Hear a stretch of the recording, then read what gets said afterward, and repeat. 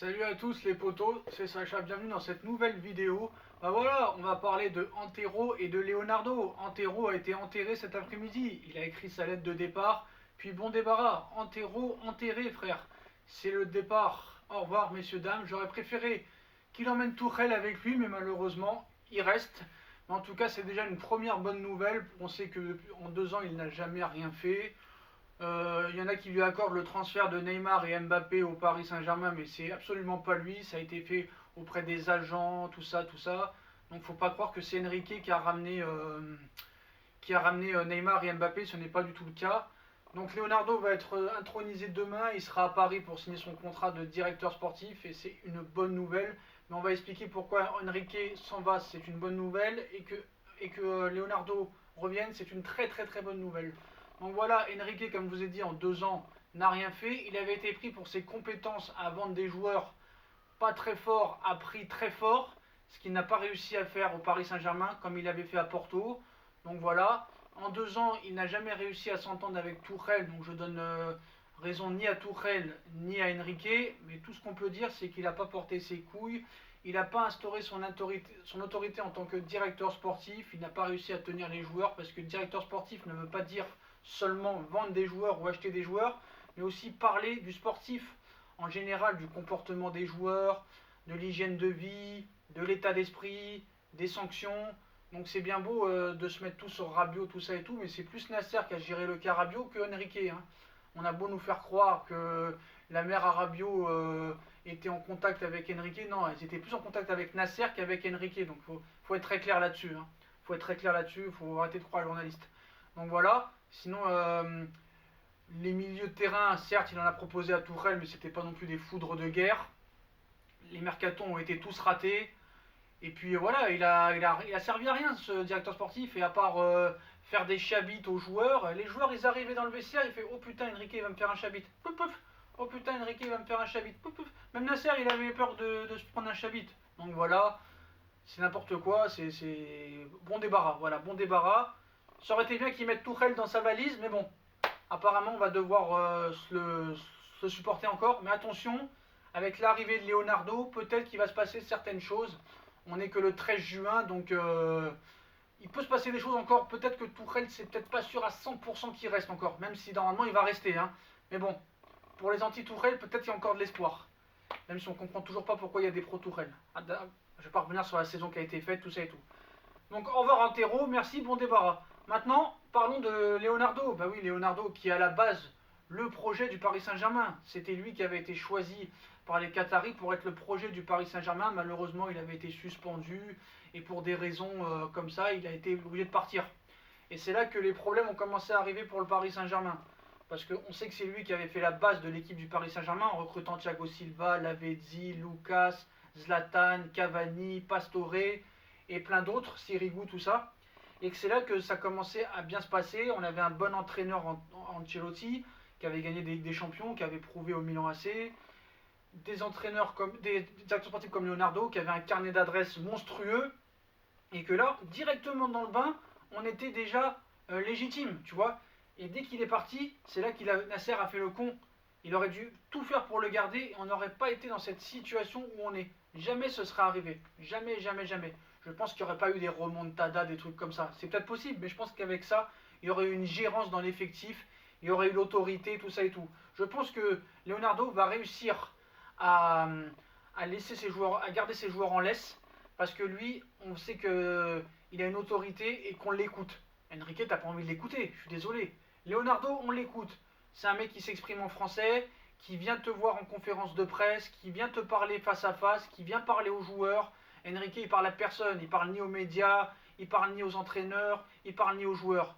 Il communique pas. Leonardo, il communique, lui. Et s'il faudra venir défendre le Paris Saint-Germain en conférence de presse ou devant les médias, lui, il se gênera pas. Lui, il se gênera pas. C'est un mec qui a des couilles, c'est un mec qui connaît le football, qui parle 5 langues. Et je peux vous dire que ce mec-là est complètement légitime par rapport à des Kluivert ou des Enrique ou des Létang. Vous voyez ce que je veux dire? Donc voilà. Donc Tourelle, te repose pas trop sur tes lauriers. Je sais pas si c'est encore fait. Mais garde ta place quand même. Attention, ta place, elle est pas garantie à 100%. Hein, donc mets pas le coussin en dessous. Hein. Donc voilà. Leonardo, on voit ce mec à la classe. Le mec fait des efforts pour parler français. Il a poussé les autres joueurs à parler français. Il a été au clash avec Zlatan en 2012 ou en 2013. Comme quoi Zlatan ne voulait pas faire un contrôle antidopage, tout ça et tout. Donc je pense vraiment que c'est l'homme de la situation et que j'ai pas dit qu'avec lui il va te faire gagner la Ligue des Champions, tout ça, attention. Hein. Mais c'est un mec déjà qui va réussir à remettre le club en normalité, qui va arrêter d'être ridicule et qui va retrouver un sort de comment dire, j'arrive pas à trouver vraiment les mots, mais un club structuré. Voilà, un club structuré qui part pas de droite à gauche, de gauche à droite, de haut en bas, de bas en haut, où ça se bouscule dans tous les sens. Voilà, Leonardo, il a du charisme, il a une classe. C'est un mec qu'on écoute. Tu vois ce que je veux dire? Donc c'est sûr que si Tourelle y reste, c'est sûr que ça communiquera. Mais est-ce que Leonardo a vraiment envie de travailler avec Tourelle? Moi j'ai un doute, je suis désolé. Après moi, le choix Mourinho, moi j'aime pas trop Mourinho, je vous dis la vérité, hein, j'aime pas trop Mourinho, mais je me pose toujours la question, dites-moi ce que vous en pensez en commentaire, pourquoi Mourinho vient voir des matchs de Ligue 1 depuis le mois de mars? Le mec, pourquoi il vient en Ligue 1? Alors est-ce que c'est pour repérer des joueurs par rapport à son nouveau club où il va signer, ou est-ce que c'est vraiment pour venir au Paris Saint-Germain? Je pense pas. Moi, en tout cas, c'est pas un de mes choix préférés, Mourinho, hein. Même si on sait que Allegri est aussi libre. Il y a des entraîneurs comme ça. Donc Mourinho, Allegri, Tuchel. Je pense que Tuchel va rester. Mais bon, on va voir demain. Leonardo va arriver et c'est là que le travail va commencer. Hein.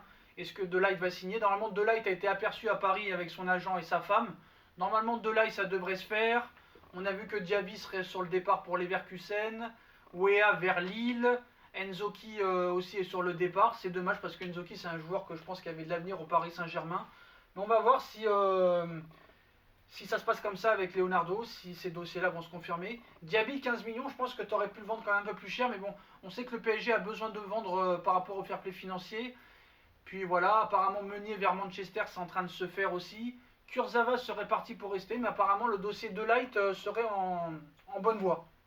Donc voilà, mais moi je suis vraiment content que Leonardo revienne parce que c'est un mec compétent, c'est un mec qui est légitime, c'est un mec qui est crédible. C'est un mec qui porte ses couilles. Désolé, je me répète, hein, mais c'est voilà, c'est un mec qui va parler, qu'on va voir, quoi. Tu vois, qu'on va voir. C'est ça qui manque au Paris Saint-Germain depuis 2 ans. Nasser, il est bien gentil, mais à part dire désolé, moi pas comprendre, moi je comprends pas. On comprend 3 mots sur 6.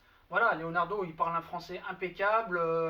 On va comprendre ce qu'il va dire et il va défendre le PSG parce que c'est un joueur du Paris Saint-Germain. Il a déjà travaillé au PSG en tant que directeur sportif, donc là il revient, c'est chez lui. Voilà, le Parc des Princes, c'est chez lui. Donc voilà. Bref, les potos, on va parler de quoi d'autre au niveau des arrivées, bah, on est sur quelques joueurs toujours, mais apparemment par rapport au dossier de Ligt, c'est la priorité pour l'instant. Donc De Ligt, je rappelle, est un défenseur central de 19 ans qui joue à l'Ajax d'Amsterdam. Et moi je pense que c'est un mec qui va remplacer Thiago Silva.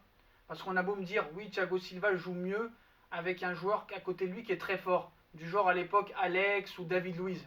Moi je suis désolé, je pense que c'est parti plus pour faire du Marquinhos de Ligt que du Thiago Silva de Ligt. Même Kimpembe, qui part en couille depuis 1 an et demi, sa place est quand même très risquée. Hein. Alors est-ce qu'ils vont vendre Kimpembe? Moi je pense que Kimpembe avec un entraîneur qui a vraiment une autorité et qui connaît le football, c'est pas avec Tuchel que Kimpembe va progresser. Hein. Ça c'est sûr et certain. Parce que déjà quand tu n'instaures pas l'autorité, tu peux pas faire progresser un joueur. C'est impossible. Il y a des entraîneurs qui ont transformé des joueurs de Mongoliens à phénomènes. Regardez Mendy, il était formé au PSG, il finit au Real Madrid. Je ne vais pas reparler des Coman, je ne vais pas parler des autres joueurs comme ça. Mais voilà, l'entraîneur compte beaucoup, beaucoup. On sait que c'est les joueurs qui sont sur le terrain, mais l'entraîneur compte beaucoup. Et la structure du club compte beaucoup. C'est pour ça que l'arrivée de Leonardo est une très très très bonne nouvelle. Mais est-ce qu'il va s'entendre avec Tuchel? Ça, j'en suis pas si sûr. C'est pour ça qu'on va attendre que Leonardo soit intronisé demain officiellement et on va voir comment ça va travailler avec Tuchel. Mais je pense que ce serait plus pour une charnière centrale de Ligt Marquinhos que de Ligt Thiago Silva. Voilà les potos, que dire d'autre? Bah, les infos mercato, bah voilà, il n'y a que ça à dire pour l'instant. Voilà, si on a kiffé la vidéo, on commente. Hein, dites-moi ce que vous en pensez de l'arrivée officielle cette fois-ci de Leonardo et du départ de Antero Henrique. Voilà. Puis après, pour revenir sur l'affaire Riolo-Roten, on voit bien que les propos n'ont pas été si graves que ça, je l'ai déjà dit en vidéo. il n'y a rien dit de méchant. En aucun cas, il promouvoit le viol, donc pour arrêter les féministes à 2 balles. Puis ils ont été suspendus seulement jusqu'au 16 juin. Donc si ça avait été si grave que ça, je pense qu'ils auraient été une sanction plus lourde. Voilà, donc tout ça n'est que du fake et que les féministes de merde devraient arrêter de nous casser les couilles et s'en prendre aux vrais violeurs plutôt qu'aux gens innocents qui font juste leur travail et qui n'ont rien dit de méchant sur une femme. Qui, en plus, cette femme-là accuse Neymar de viol alors que c'est elle qui devrait être condamnée.